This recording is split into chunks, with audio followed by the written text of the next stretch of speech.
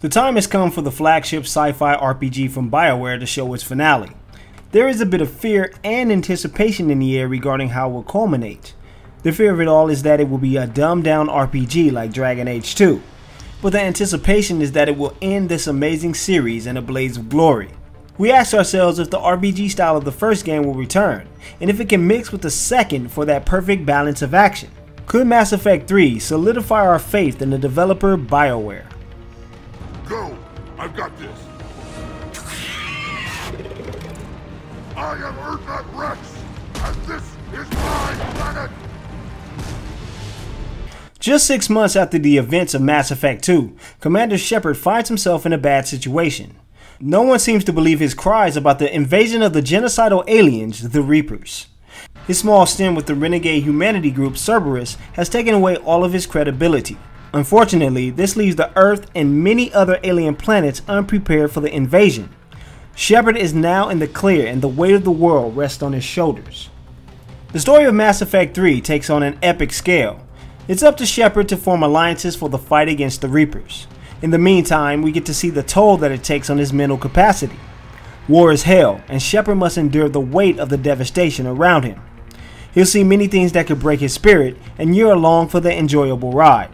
We'll get to see each of his companions in their matured state. What happened to the violent, foul-mouthed rebel, Jack? What about Shepard's biggest fan, Conrad Werner?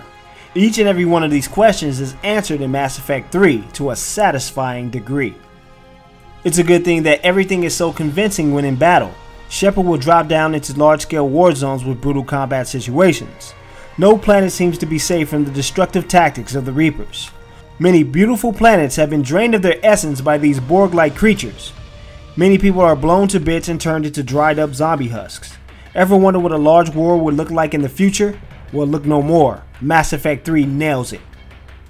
To add to the success of the war is the refined battle system. Shooting a weapon is much smoother and reactive in this edition of the game. Swapping from various powers and popping out to shoot enemies in the head has never felt as good.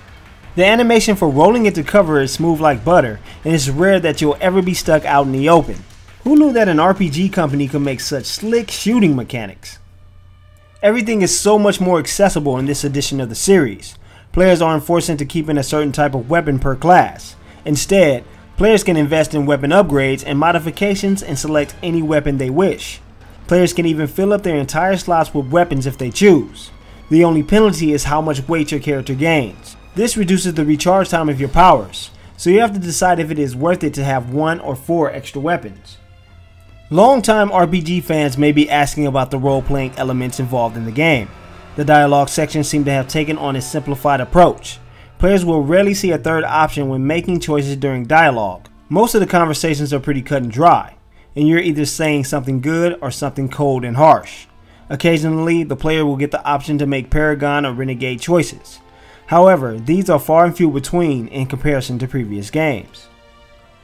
The extended element is in the side missions. Players will perform investigations, rescue hostages, and convince many species to join the war machine. The content is staggering and is handled much better than in previous games.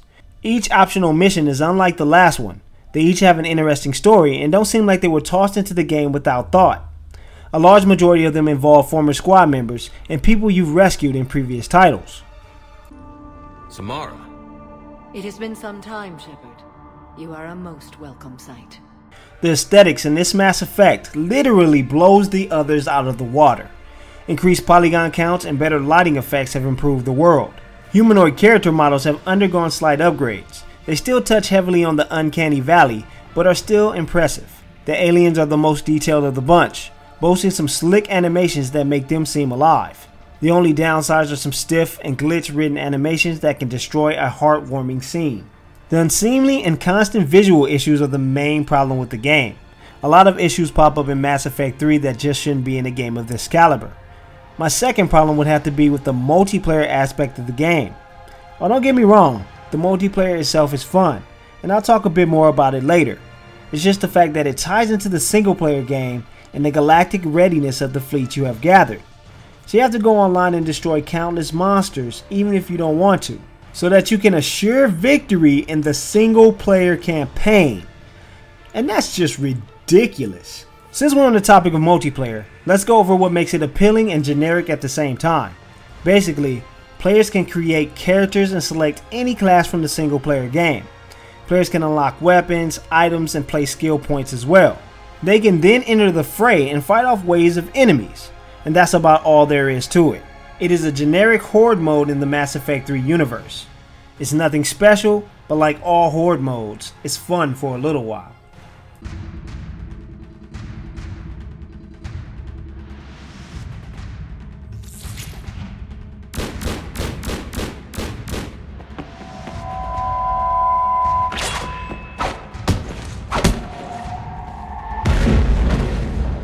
As a whole, this may be the best game in the series. It blends action, adventure, and RPG elements to a satisfying degree.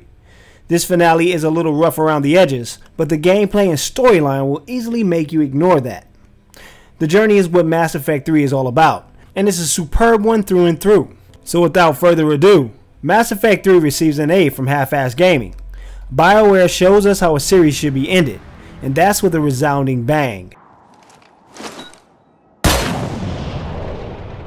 I'm Garrus Vicarian, and this is now my favorite spot on the Citadel.